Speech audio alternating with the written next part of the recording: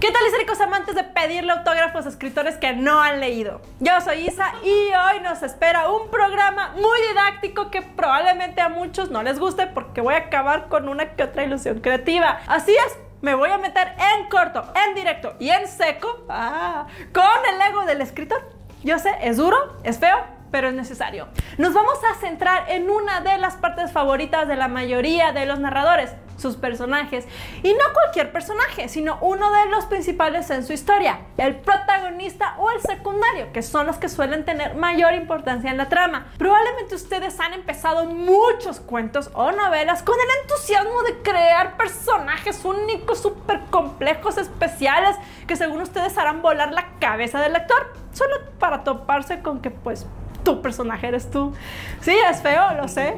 Reconocer que todo ese tiempo que dedicaste a escribir una historia, que muchas veces es tu historia, ay, qué feo, en realidad solo hiciste un copy-paste de alguna experiencia tuya o te basaste en básicamente muchas de las cosas por las que has vivido o tu situación actual. Y se vale. Muchas personas se nutren de su vida para formar una historia. Pero no es lo único, amiga, date cuenta. Entonces, pues bueno, hoy haremos algo parecido a lo que haría cualquier empresa de coaching, pero sin robarte tu dinero. Confrontarte con lo que haces en pos de que hagas algo mejor. Hoy en Histeria de la Literatura, no seas tu personaje, chingado. 1, 2, 3, 4.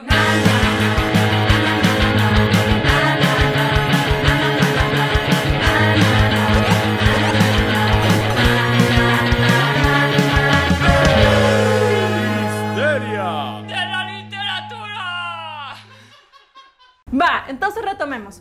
Todavía en el siglo XVIII era súper normal que los personajes de las historias tuvieran algo o mucho que ver con el escritor. De hecho, recordemos que las novelas y cuentos eran mucho del universo de la banda que los escribía. Si recordamos a Mi amor de amores, Dostoyevski bebé, y lo que les platiqué, Bakhtin llamaría después polifonía, sabrán que a partir de los hermanos Karamazov, los escritores empezaron a tener un super blow mind con que los personajes podían o no comunicar las ideas de sus creadores, sino ser totalmente independientes.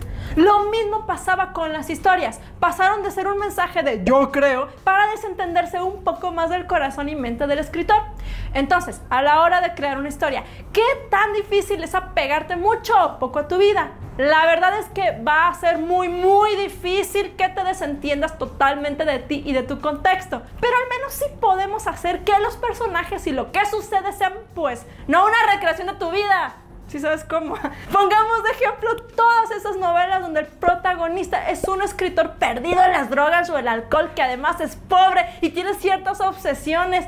¿Saben cuántos escritores se basan en sí mismos para contar la vida de otro escritor que, aceptémoslo, no son el personaje con el que el común de la banda va a tener empatía en chinga? O sea, de todas las profesiones que pudo tener tu personaje, tú decides que va a ser escritor, nememes. Y neta, puedes basarte en ti mismo para una historia, pero por favor, salte de ahí. Dostoyevski, por ejemplo, en El jugador, se vale de su condición como adicto a las apuestas para tomar la esencia de un personaje que pasa por eso y está en ese contexto, y lo convierte en una novela bien pinche cómica.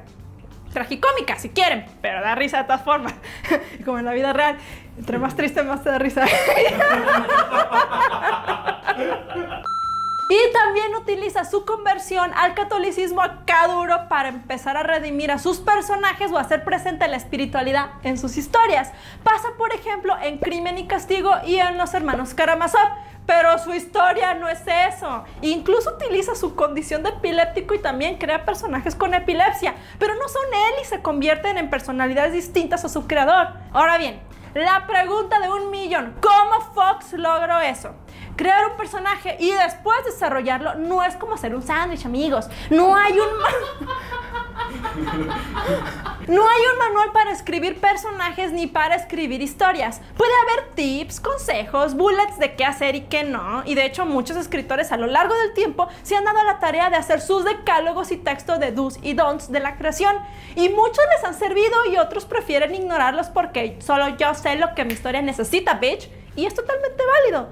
Por ejemplo, para los naturalistas como Émile Zola, era crucial pensar en el pasado de los personajes y hacer todo un árbol genealógico para entender cómo Fox iba a ser su personalidad.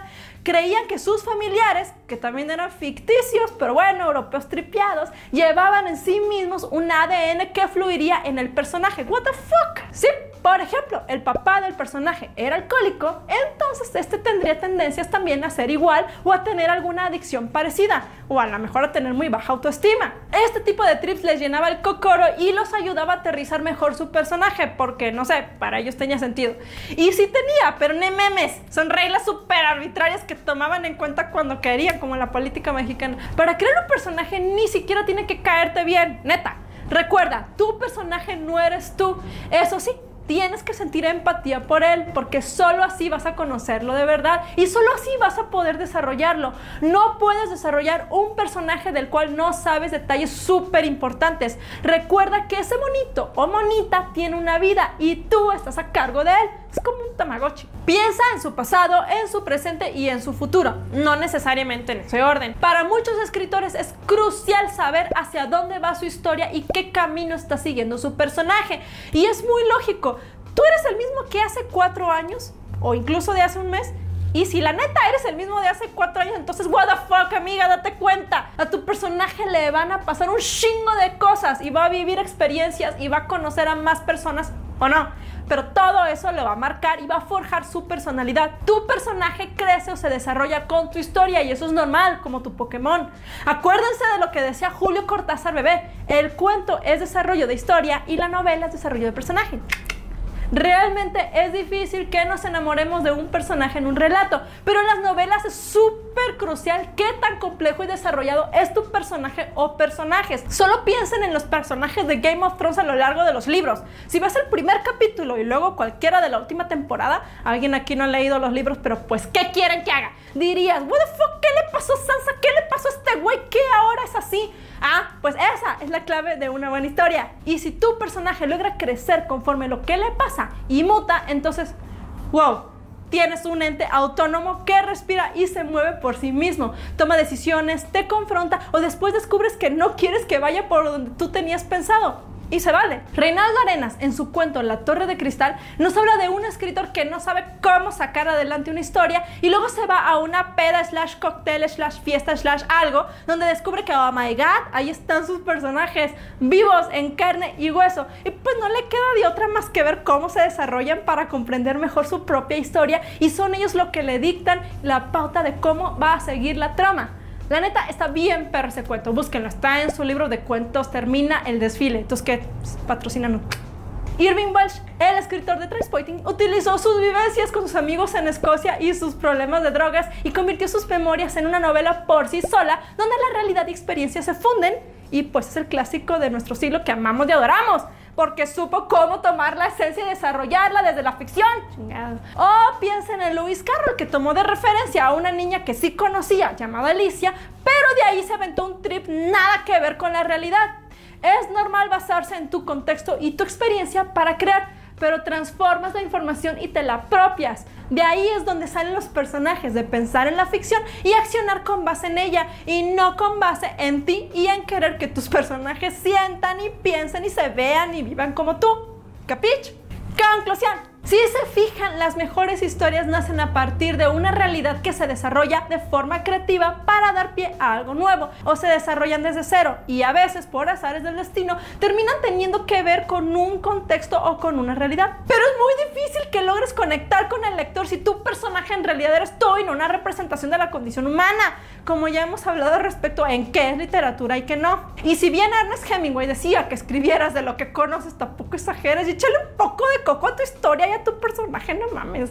Date la oportunidad de crear a alguien totalmente distinto a ti y ver hacia dónde va, por dónde lo lleva la trama, qué es capaz de pensar y de sentir, a dónde te va a llevar a ti como creador y qué retos te va a poner. Estás creando a un ser, no un mini-mí. Así que olvídate de darle atributos tuyos a tu personaje, porque eso solo va a limitar la historia. Ficcionaliza, conecta con tu personaje, despréndete más de ti mismo para que la historia y él vayan a la par. Y lo más importante, escúchalo, porque cuando escuchas a tu personaje, te escuchas a ti mismo desde otra perspectiva, porque, plot twist, todo lo que tú hagas te lleva nuevamente a ti y eso es lo más chingón.